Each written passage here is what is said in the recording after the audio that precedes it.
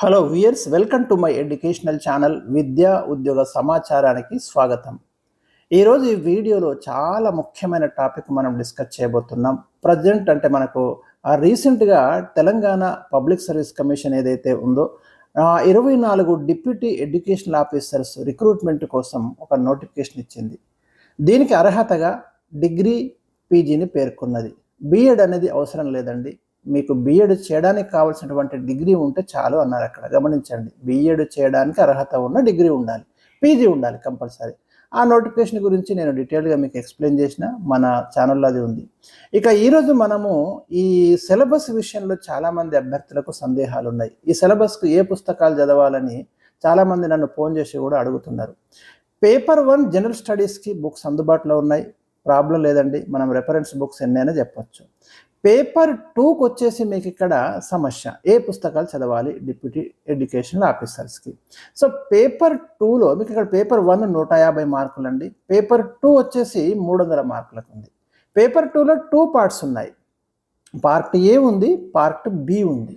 So part A 75 questions 150 మార్కులు, part B 75 questions 150 మార్కులు, అంటే 300 మార్కులు. ప్రతి క్వశ్చన్కి 2 మార్కులు. మీరు గమనించండి, స్కోరింగ్ ఏరియా ఇది.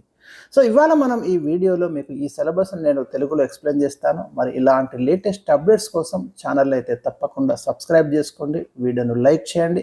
ఈ డిప్యూటీ ఎడ్యుకేషనల్ ఆఫీసర్ సంబంధించి ఏ సమాచారం ఉన్నా మీకు వెంటనే తెలియజేయడం అనేది జరుగుతుంది. నేను ఇందాక చెప్పిన పేపర్ 2లో మీకు పార్ట్ ఏ, పార్ట్ బి ఉంది. పార్ట్ బి 150 మార్క్స్ ఉన్నాయి, 75 క్వశ్చన్స్. పార్ట్ బిలో మిమ్మల్ని ఏం చదవమంటున్నారంటే educational leadership, administration and management, ఈ టాపిక్ చదవమంటున్నాడు. టాపిక్ మీద సిలబస్లో ఉన్నటువంటి టాపిక్ ప్రకారమే మీరు ప్రిపేర్ కావాలండి. ఆ టాపిక్స్ అన్ని ఎక్స్ప్లెయిన్ చేస్తా. తర్వాత మీకు ఏ పుస్తకాలు చదవాలి అనే సందేహం కూడా ఉంటుంది. కొంత మెటీరియల్ అని కాదు కానీ ఏ బుక్ చదవాలో మీకు చివరిలో నేను కొంత హింట్ అయితే ఇస్తాను, అవి తీసుకోండి. ఇక ఒకసారి మనం యూనిట్స్ అయితే ఇక్కడ డిస్కస్ చేద్దాం. ఈ టాపిక్ సంబంధించి మనకు మొత్తం 7 యూనిట్స్ ఉన్నాయి. మనం పేపర్ 2లో పార్ట్ బి సిలబస్నే డిస్కస్ చేస్తున్నాం. పార్ట్ ఏ ఇంకా నేను టచ్ చేయలే. యూనిట్ 1లో మీకు పాఠశాల విద్య, స్కూల్ ఎడ్యుకేషన్ ప్రస్తుత పరిస్థితి అంటున్నాడు. Present scenario, school education present scenario అంటున్నాడు ఇక్కడ. పాఠశాల విద్యలో అమలవుతున్నటువంటి కార్యక్రమాలు, విధానాలు మరియు రాష్ట్ర, జాతీయ స్థాయిలలో ఇటీవల చేపట్టినటువంటి కార్యక్రమాలు, రాష్ట్ర మరియు జాతీయ స్థాయిలలో విద్యా నిర్వహణ, ఇది చూసుకోమంటాడు. అర్థమైంది కదా. దీంట్లో సింపుల్గా చెప్పాలంటే మీకు ఈ పేపర్ అంతా జనరలైజ్డ్ పేపర్ ఉంటుంది. మీరు గవర్నమెంట్ సెక్టార్లో పనిచేసే ఉపాధ్యాయులు అయితే ఇందులో చాలా ప్రశ్నలకి వితౌట్ ప్రిపరేషన్ కూడా ఆన్సర్ పెట్టొచ్చండి. అంటే మీకు ఈ స్కూల్ ఎడ్యుకేషన్లో ఇంప్లిమెంట్ చేస్తున్నటువంటి రకరకాల ప్రోగ్రామ్స్ ఇంప్లిమెంట్ చేస్తున్నారు. సర్వశిక్ష అభియాన్ లాంటివి కావచ్చు, సిసి లాంటివి కావచ్చు. సో అనేక రకాలైనటువంటి యాక్టివిటీస్, కార్యక్రమాలు తీసుకుంటున్నారు. సో దానికి సంబంధించి ప్రజెంట్ ఉన్నటువంటి అన్ని స్కీమ్స్ మీద, అన్ని ప్రోగ్రామ్స్ మీద మీకు ఒక పర్ఫెక్ట్ అవగాహన అనేది ఇక్కడ ఉండాల్సినటువంటి అవసరం అయితే ఉంటుంది. సో అది మీకు ఇక్కడ చదవమంటున్నాడు ఇందులో ఫస్ట్ టాపిక్లో, యూనిట్ 1లో. సెకండ్ టాపిక్ వచ్చేసి పాఠశాల పరిపాలన, స్కూల్ అడ్మినిస్ట్రేషన్ గురించి చదవమంటున్నాడు. స్కూల్ అడ్మినిస్ట్రేషన్ అంటే ఏంటండి? ఒక పాఠశాలను ప్రధానోపాధ్యాయుడు ఏ విధంగా నడిపించాలి, అనేక సాధక బాధకాలు ఉంటాయి. అక్కడ ఉన్నటువంటి హార్డిల్స్ ఏమున్నాయి, అక్కడ ఉన్నటువంటి మైనస్లు, ప్లస్లు అన్నీ కూడా ఇక్కడ మనం చదవాలి.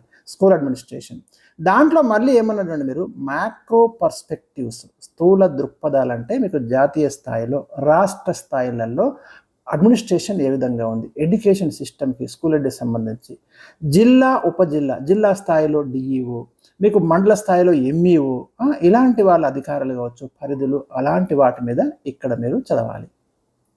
పాఠశాల నిర్వహణ మరియు పరిపాలన, స్కూల్ మేనేజ్మెంట్ అండ్ అడ్మినిస్ట్రేషన్ అనే 3వ టాపిక్ కింద సూక్ష్మ దృక్పథాలు అన్నాడు. మైక్రో పర్స్పెక్టివ్స్ అంటే స్కూల్ లెవెల్లో చూడాలి. ఇక్కడ స్కూల్ లెవెల్లో మిషన్, విజన్, నిర్మాణం, ఇవన్నీ చదవాలి. మిషన్ అంటే ఏంటిది, విజన్ అంటే ఏంటిది, ఆ విజన్ను సాధించడానికి మనం చేపడుతున్న మిషన్ ఏంటిది, ఇవన్నీ కూడా ఇక్కడ చూసుకోవాల్సి ఉంటుంది. సంస్థాగత అభివృద్ధి ప్రణాళిక, ఇన్స్టిట్యూషనల్ డెవలప్మెంట్ ప్లానింగ్ అండి. అంటే ఒక సంస్థను అభివృద్ధి చేయడానికి మనం ఎలాంటి ప్లాన్ని రూపొందించుకుంటున్నాం, అనేది ఒక ఇన్స్టిట్యూషన్ని అన్ని రంగాలలో ముందుకు తీసుకెళ్ళడానికి ఏ విధమైనటువంటి ప్లానింగ్ ఉంది, దాన్ని ఏ విధంగా తయారు చేస్తాం, ఒక స్కూల్ను కూడా అభివృద్ధి చేయడానికి, అంటే స్కూల్ దృష్టిలో పెట్టుకొని పాఠశాల విద్యను దృష్టిలో పెట్టుకొని ఆ కోణంలోనే ఇందులో ప్రతి టాపిక్ మనము చదవాలి. నెక్స్ట్ యూనిట్ 2 కనుక చూస్తే స్కూల్ పర్ఫార్మెన్స్ అండ్ ఎవాల్యూషన్ అన్నాడు, పాఠశాల పనితీరు మరియు మూల్యాంకనం. ఇవాళ స్కూల్ ఎడ్యుకేషన్ సంబంధించి మూల్యాంకనంలో అనేక రకాలైనటువంటి మార్పులు వచ్చినాయి. ఒకప్పుడు ఉన్నటువంటి ఎవాల్యూషన్ విధానం వేరు, ఇవాళ వచ్చినటువంటి మూల్యాంకన విధానాలు వేరు. కాబట్టి ప్రజెంట్ ఉన్నటువంటి మూల్యాంకన విధానాల మీద అవగాహన ఉండాలి. సాధారణంగా డైలీ ఇప్పుడు టీచింగ్ ప్రొఫెషన్లో ఉన్నటువంటి వాళ్ళకైతే పర్ఫెక్ట్ అవగాహన ఉంటుంది. మిగతా వాళ్ళు ఎవరైతే ఉన్నారో కొత్తగా నేర్చుకోవాల్సి ఉంటుంది. ఇందులో అర్థం కానిదంటూ ఏది ఉండదండి. కాకపోతే ప్రామాణికమైనటువంటి పుస్తకాలు తీసుకొని సిలబస్ను టాపిక్ వైజ్ ఎటు ట్రాక్ దాటొద్దండి, ట్రాక్ మీద ఉంటూ ప్రిపేర్ అయితే సక్సెస్ కావడం పెద్ద కష్టమైతే కాదండి. ఉపాధ్యాయుల వృత్తిపరమైనటువంటి అభివృద్ధి, ప్రొఫెషనల్ డెవలప్మెంట్, ఎందుకంటే ఉపాధ్యాయులు అనేక రకాలైనటువంటి వృత్యంతర శిక్షణలు కూడా తీసుకుంటున్నారు. ఒక ఉపాధ్యాయుడిగా మారిన తర్వాత కూడా సెమినార్లకు అటెండ్ కావడం, వర్క్షాప్లకు అటెండ్ కావడం, రకరకాలైనటువంటి డిస్కషన్లో పార్టిసిపేట్ చేయడం, ఎగ్జిబిషన్లో పార్టిసిపేట్ చేయడం, ఇలాంటివి ఉంటాయి. ట్రైనింగ్స్, శిక్షణ కార్యక్రమాలకు అటెండ్ కావడం, వీటి మీద క్వశ్చన్స్ వస్తాయండి డెఫినెట్గా. పాఠశాల నిర్వహణ మరియు పనితీరులో సమాజ భాగస్వామ్యం, ఇవాళ స్కూల్ మేనేజ్మెంట్ కమిటీస్ ఉన్నాయి, పాఠశాల నిర్వహణలో సొసైటీని భాగస్వామ్యం చేస్తున్నాం, కమ్యూనిటీ ఇన్వాల్వ్మెంట్ ఉన్నది. సో వీటి మీద క్వశ్చన్స్ వస్తాయి. అందులో ఉండే మెంబర్స్ మీద కావచ్చు, ఆ ఎలక్షన్ ప్రాసెస్ మీద కావచ్చు, దాని కాలపరిమితి మీద కావచ్చు, దానికి ఉండే అధికారాల మీద కావచ్చు, ఇలాంటి క్వశ్చన్స్ అయితే ఇక్కడ అడగడానికి అవకాశాలు ఉంటాయి. ఎవాల్యూషన్ ఆఫ్ స్కూల్ పర్ఫార్మెన్స్, పాఠశాల పనితీరు మూల్యాంకనం, ఇక్కడ ఈ టాపిక్ చదవాలి. ఇక దీంట్లో రెండోది వచ్చేసి పాఠశాల నాణ్యత నిర్వహణ అన్నాడు, స్కూల్ క్వాలిటీ మేనేజ్మెంట్ అన్నప్పుడు మీరు కొన్ని ఇండికేటర్స్ ఉంటాయి. ఒక స్కూల్ క్వాలిటీని మనం ఏ సూచికల ద్వారా అంచనా వేయవచ్చు, ఏ ఇండికేటర్స్ ఉంటాయి, ఏ డైమెన్షన్స్ ఉంటాయి. దాంట్లో మీకు టోటల్ క్వాలిటీ మేనేజ్మెంట్, సంస్థాగత మదింపు, ఇన్స్టిట్యూషనల్ అప్రైజల్ మరియు స్వాట్ విశ్లేషణ, స్ట్రెంగ్త్, వీక్నెస్, ఆపర్చునిటీ, స్టెట్స్. సో వీటి ఆధారంగా మనము, మీకు బిఎడ్లో కూడా ఉంటుంది. సో ఇవన్నీ కూడా ఆ కోణంలో ఇక్కడ మనం ఒక స్కూల్ని మనం ఏ విధంగా అంచనా వేయవచ్చు, దాని యొక్క నాణ్యతను, క్వాలిటీని, పాఠశాల నాణ్యత నిర్వహణ అంటున్నాడు. సో దాని కింద మీరు ఈ అంశాలు, సిబ్బంది వృత్తిపరమైనటువంటి అభివృద్ధి, అక్కడ పనిచేసే టీచర్స్ వాళ్ళ పనితీరు మదింపు మరియు జవాబుదారితనం, అకౌంటబిలిటీ అన్నాడు. సో ఇవన్నీ కూడా ఒక టీచర్గా అకౌంటబిలిటీ ఏ విధంగా ఉంటుంది, ఒక హెడ్ మాస్టర్కి అకౌంటబిలిటీ ఏ విధంగా ఉంటుంది. సో ఇవన్నీ కూడా మనం అక్కడ చూడాలి ఆ టాపిక్లో. యూనిట్ 3లో మనకు విద్యా నిర్వహణలో నాయకత్వం, లీడర్షిప్ ఇన్ ఎడ్యుకేషనల్ మేనేజ్మెంట్ అంటున్నాడు. గమనించండి మీరు, లీడర్షిప్ అనేది చాలా చాలా ఇంపార్టెంట్ అండి. ఒక హెడ్ మాస్టరు, ఒక నాయకుడు, పాఠశాల నడిపించే నాయకుడు ఏ విధంగా ఉండాలి, అతని బిహేవియర్ ఏ విధంగా ఉండాలి, అంటే తన లక్ష్యాన్ని సాధించడంలో ఉపాధ్యాయులను ఏ విధంగా కోఆర్డినేట్ చేసుకోవాలి, లీడర్షిప్ బిహేవియరు అంటే డెమోక్రటిక్ రూల్స్ ఉంటాయి, మొనార్కిజం ఉంటుంది, ఏ రకమైనటువంటి నాయకత్వాన్ని అతడు అవలంబిస్తే ఆ సంస్థ, ఆ పాఠశాల అభివృద్ధి చెందుతుంది. ఎందుకంటే ఒక స్కూల్ అభివృద్ధి చెందడం అనేది అక్కడ ఉన్నటువంటి లీడర్ మీద డిపెండ్ అయి ఉంటుందండి. పాఠశాల స్థాయిలో అయితే హెడ్ మాస్టర్, అదే మండల స్థాయిలో ఒక మండల విద్యాధికారి, అదే జిల్లా స్థాయిలో ఒక డిస్ట్రిక్ట్ ఎడ్యుకేషన్ ఆఫీసర్, వీళ్ళంతా ఆ లీడర్షిప్ తీసుకొని తన కింద ఉన్నటువంటి సిబ్బందిని తన లక్ష్యం వైపుకి పురోగమించేలా చేయడమే ప్రధానమైనటువంటి అంశం. కాబట్టి అవన్నీ కూడా ఇక్కడ చూసుకోవాలి.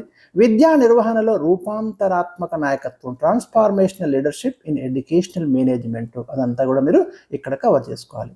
విద్యా నిర్వహణ, ఎడ్యుకేషనల్ మేనేజ్మెంట్, దీంట్లో కొన్ని సిద్ధాంతాలు, థియరీస్, మోడల్స్, ఆచరణలు, విద్యా నిర్వహణలో సూత్రాలు, ప్రిన్సిపల్స్ మరియు పద్ధతులు, టెక్నిక్స్ ఏమున్నాయి, మేనేజ్మెంట్ ఆఫ్ ఇన్నోవేషన్స్, విద్యా నిర్వహణ యొక్క వివిధ పరిమాణాలు, మరియు విద్యా నిర్వహణలో ఉద్భవిస్తున్న నూతన విధానాలు, లేటెస్ట్ ఎమర్జింగ్ అప్రోచెస్ ఏమున్నాయి, ఇవన్నీ లేటెస్ట్ టీచింగ్ టెక్నిక్స్ ఏమున్నాయి, డిజిటల్ విద్యాబోధన కావచ్చు, ఆన్లైన్ విద్యాబోధన, స్వయం లాంటి ప్లాట్ఫామ్స్ రకరకాలే వస్తున్నాయి మన స్కూల్ ఎడ్యుకేషన్లో. కాబట్టి ప్రతిదీ కూడా మీరు ఫోకస్ చేయాల్సి ఉంటుంది. ఎంటైర్ ఎడ్యుకేషన్ సిస్టమ్ మీద మీరు, ఎస్పెషల్లీ స్కూల్ ఎడ్యుకేషన్ సిస్టమ్ మీద మీరు ఒక పర్ఫెక్ట్ అవగాహన తెచ్చుకోవాల్సి ఉంటుంది. మళ్ళీ దీంట్లో ఇంకా ఏమేమి చదవాలో ఇంకొక వీడియోలు ఇస్తాను నేను. ఒక వీడియో అంటే మనకు లెంతీ వీడియో అవుతుంది కాబట్టి జస్ట్ ఇక్కడ స్థూలంగా పరిచయం చేస్తున్నా తెలుగులో. తర్వాత ఇందులో డెప్త్కి వెళ్ళి మీకు ఒకవేళ అవసరం ఉంటే నా కామెంట్ సెక్షన్లో తెలియజేయండి, ప్రతిదీ కూడా ఎక్స్ప్లెయిన్ చేస్తాను. ఇక ఇందులో థర్డ్ యూనిట్లో సంస్థాగత ప్రవర్తన స్వభావం, నేచర్ ఆఫ్ ఆర్గనైజేషనల్ బిహేవియర్. అందులో మీకు గ్రూప్ డైనమిక్స్, బృంద నిర్మాణం, టీమ్ బిల్డింగ్, ప్రేరణ సిద్ధాంతాలు, థియరీస్ ఆఫ్ మోటివేషన్, ఇవన్నీ కూడా అవసరమే. ఆ మోటివేషన్ అవసరమే. ఒక స్కూల్ స్థాయిలో ఆ టీం నడిపించడము చాలా ఇంపార్టెంట్. మరియు వాటి నిర్వహణ పరమైనటువంటి ప్రభావాలు, సెల్ఫ్ మేనేజ్మెంట్, ఎడ్యుకేషనల్ మేనేజ్మెంట్ మధ్య సంబంధం, ఈ రిలేషన్షిప్ చూడాలి. సెల్ఫ్ మేనేజ్మెంట్, ఎడ్యుకేషనల్ మేనేజ్మెంట్ మధ్య ఒక సంబంధం ఏ రకంగా ఉంటుంది. సో ఇవన్నీ కూడా జనరల్ టాపిక్స్ కిందనే మనము చూడాలి. యూనిట్ 4లో వచ్చేసి విద్యలో వికేంద్రీకృత నిర్వహణ, డీసెంట్రలైజ్డ్ మేనేజ్మెంట్ ఇన్ ఎడ్యుకేషన్. ఎందుకు అంటే మనము కేంద్ర స్థాయి నుండి జిల్లా స్థాయి, మండల స్థాయి, తర్వాత ఆ స్కూల్ కాంప్లెక్స్ అని, ఇప్పుడు కొత్తగా స్కూల్ కాంప్లెక్స్ తర్వాత ఇంకా కింది స్థాయిలో స్కూల్ లెవెల్. సో ఈ డీసెంట్రలైజేషన్ సిస్టమ్ ఏదైతే ఉందో దీని గురించి అధ్యయనం చేయాలి.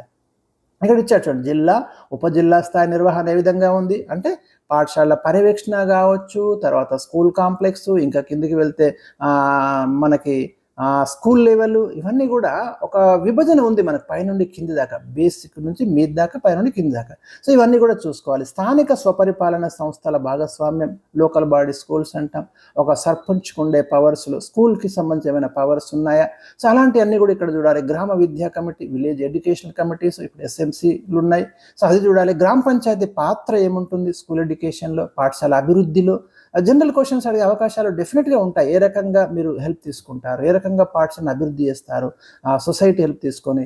సో కాబట్టి అందుకే చెప్తున్నా, ప్రతి దాని మీద మీకు ఒక పర్ఫెక్ట్ అవగాహన ఉండాలి. కమ్యూనిటీ పార్టిసిపేషన్, ఇది SMC రూపంలో మనకు కమ్యూనిటీ పార్టిసిపేషన్ ఉంది. పేరెంట్స్ టీచర్స్ మీటింగ్ ఉన్నాయి, అవి ఎప్పుడు కండక్ట్ చేయాలి, ఏ అంశాలు చర్చించాలి, ఇలాంటి వాటి మీద క్వశ్చన్స్ ప్రేమయ్యే అవకాశాలు ఉంటాయి. విద్యా నిర్వహణలో నిర్ణయాత్మక ప్రక్రియ, decision making in educational management, దాని యొక్క భావన, దాని యొక్క ఇంపార్టెన్సీ, ఒక డిసిజన్ ఏ విధంగా తీసుకోవాలి అనేది ఇక్కడ చాలా ఇంపార్టెంట్ అండి. ఒక నిర్ణయం చాలా చాలా ఇంపార్టెంట్. రకాలు, నిర్ణయాలు తీసుకునే ప్రక్రియ, డిసిజన్ మేకింగ్ ప్రాసెస్. ఎందుకంటే నిర్ణయం అనేది చాలా ఇంపార్టెంట్. నాయకుడు లేదా లీడర్ ఒక రైట్ టైంలో రైట్ డిసిజన్ కనుక తీసుకుంటే ఆ స్కూల్ కావచ్చు, ఆ సిస్టమ్ కావచ్చు కరెక్ట్ వేలో వెళ్తుంది. కాబట్టి డెఫినెట్గా మన కమ్యూనికేషన్ స్కిల్స్లో, నాయకత్వ లక్షణాలలో ఈ డిసిజన్ మేకింగ్, ప్రాబ్లమ్ సాల్వింగ్ అనేవి చాలా చాలా ఇంపార్టెంట్ అండి. పరస్పర సంబంధాల నిర్వహణ మరియు సంఘర్షణ నిర్వహణ, management of inter personal relations and conflict management. So ఇది కూడా మనకు జనరల్ టాపికే, మనకు ఈజీగానే అర్థమవుతుంది. ఇంకా విద్యా నిర్వహణలో సమాచార ప్రసారం, కమ్యూనికేషన్ ఇన్ ఎడ్యుకేషనల్ మేనేజ్మెంట్, దాని అర్థం ఏంటిది, మరియు రిలవెన్స్, సంస్థాగత సమాచార ప్రసారం, ఆర్గనైజేషనల్ కమ్యూనికేషన్, సమర్థవంతమైన సమాచార ప్రసార విధానాలు, ఎఫెక్టివ్ కమ్యూనికేషన్ అప్రోచెస్, లేటెస్ట్గా ఈ టీచింగ్ లెర్నింగ్లో అనుసరిస్తున్నటువంటి విధానాలు, మీరు ICT లాంటివి కానివ్వండి, డిజిటల్ ప్లాట్ఫామ్స్ కానివ్వండి, ఏ విధంగా మనం కమ్యూనికేషన్ చేస్తున్నాం అనేదన్నీ కూడా మీకు ఈ టాపిక్లో కవర్ అయ్యే అవకాశాలు ఉంటాయి. యూనిట్ 5 సంస్థాగత నిర్వహణ మరియు పాఠ్య ప్రణాళిక నిర్వహణ, ఇన్స్టిట్యూషనల్ మేనేజ్మెంట్, తర్వాత మేనేజ్మెంట్ ఆఫ్ కరిక్యులం మనం చెప్పేటటువంటి సిలబస్ ఏదైతే ఉందో దానికి సంబంధించినటువంటి ఆ కరిక్యులం నిర్వహణ ఏ విధంగా ఉండాలి, ఏ అంశాలు ఉన్నాయి కరిక్యులంలో అనేవి ఇక్కడ చూడాల్సి ఉంటుంది.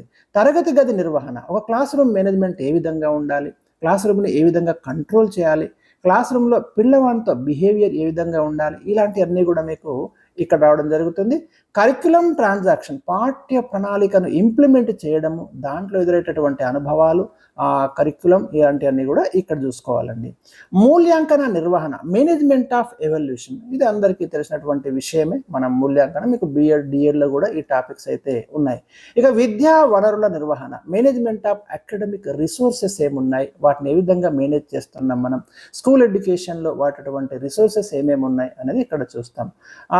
పాఠ్య మరియు సహపాఠ్య కార్యక్రమాలు, ఇది కూడా మనకు B.Ed, D.Edలో ఉందండి. కరిక్యులర్ యాక్టివిటీస్ ఏంటి, కో కరిక్యులర్ యాక్టివిటీస్ ఏంటి, వీటి మధ్య రిలేషన్ ఏంటి, బెనిఫిట్స్ ఏంటి, ఏ విధంగా కండక్ట్ చేయాలి, ఇవన్నీ లాభాలు ఏంటి, అన్నీ కూడా ఇక్కడ మనం సింపులే ఉంటుంది, ఇది పెద్దగా కష్టమైతే ఉండదు. ఇక విద్యా నిర్వహణలో కార్యాచరణ పరిశోధన విధానం, action research approach in educational management.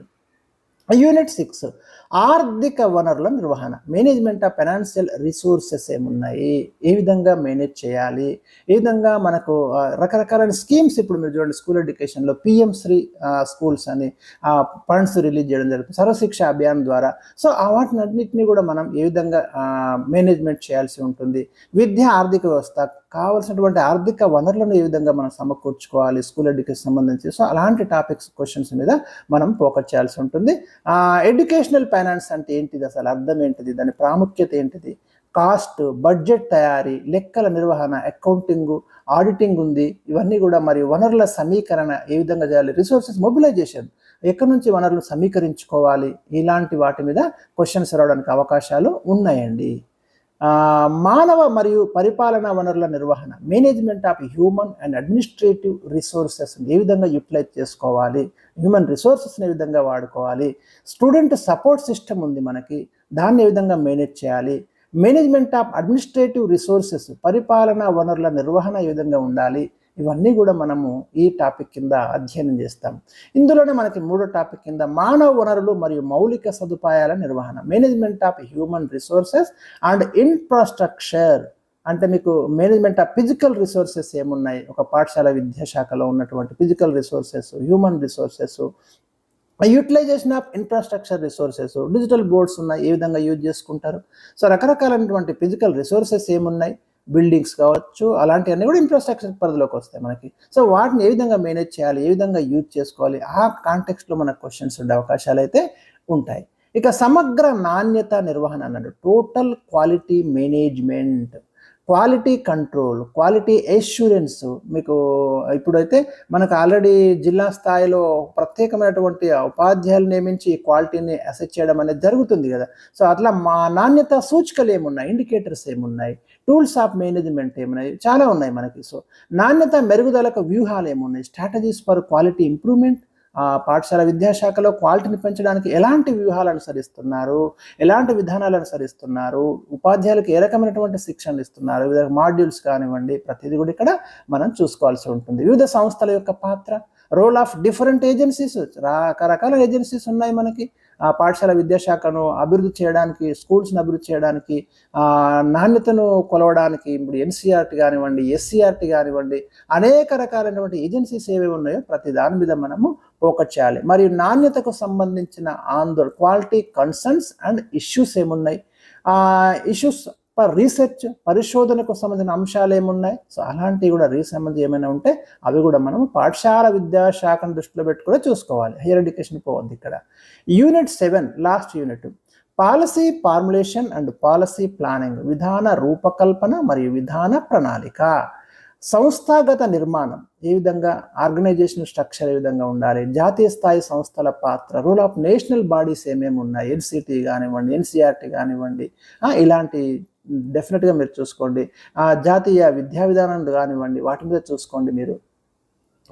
కేంద్ర రాష్ట్ర సంబంధాలు, సెంటర్ స్టేట్ రిలేషన్స్ సమన్వయం, ఇవి కూడా మనము కొంచెం అంటే ఎడ్యుకేషన్ని దృష్టిలో పెట్టుకొని ఆ దృక్కోణంలోనే వీటిని చూడాలి. కేంద్ర రాష్ట్ర సంబంధాలు అన్నప్పుడు మీరు పార్టీకి పోయి అక్కడికి కాదని చదవాల్సింది, ఈ ఏది చూసినా మీరు పాఠశాల విద్యాశాఖను దృష్టిలో పెట్టుకొని ఈ సబ్జెక్ట్ని మీరు ఆ కోణంలోనే చూడాలి. నెట్వర్కింగ్, భాగస్వామ్యం మరియు అనుసంధానాలు, ప్రత్యేక పాఠశాలలు మరియు ప్రత్యేక అవసరాలు గల పిల్లల నిర్వహణ, సమ్మిళిత విద్య ఉంది మీకు, డిఎల్లో ఉంది, బిఎల్లో ఉంది, ఇంక్లూజివ్ ఎడ్యుకేషన్. సో వాటికి సంబంధించి చూడాలి.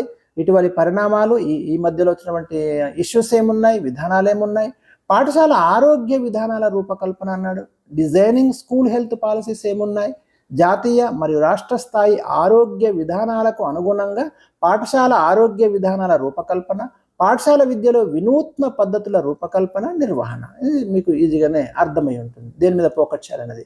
పాఠశాల అభివృద్ధి కోసం సంబంధాల నిర్మాణం, building relationships for school development, ఏ రకమైనటువంటి సంబంధాలని పెట్టుకొని స్కూల్ని మనం డెవలప్మెంట్ చేస్తున్నాం, స్కూల్ డెవలప్మెంట్ కోసం.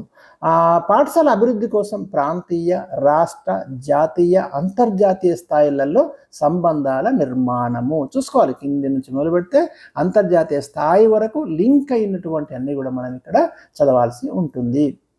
ఇక విద్యా పరిపాలన మరియు నిర్వహణలో సమాచార ప్రసార సాంకేతికతల పాత్ర, ఇందాక చెప్పిన కదా ఐసీటీ అని, ఇన్ఫర్మేషన్ కమ్యూనికేషన్ టెక్నాలజీ అయితే ఉందో, సో దాని మీద మీరు ఫోకస్ చేయండి. డెఫినెట్గా మనకి క్వశ్చన్స్ చాలా వస్తాయి. ఈ మధ్యలో వచ్చినటువంటి టెక్నాలజీ మీద ఫోకస్ చేయండి.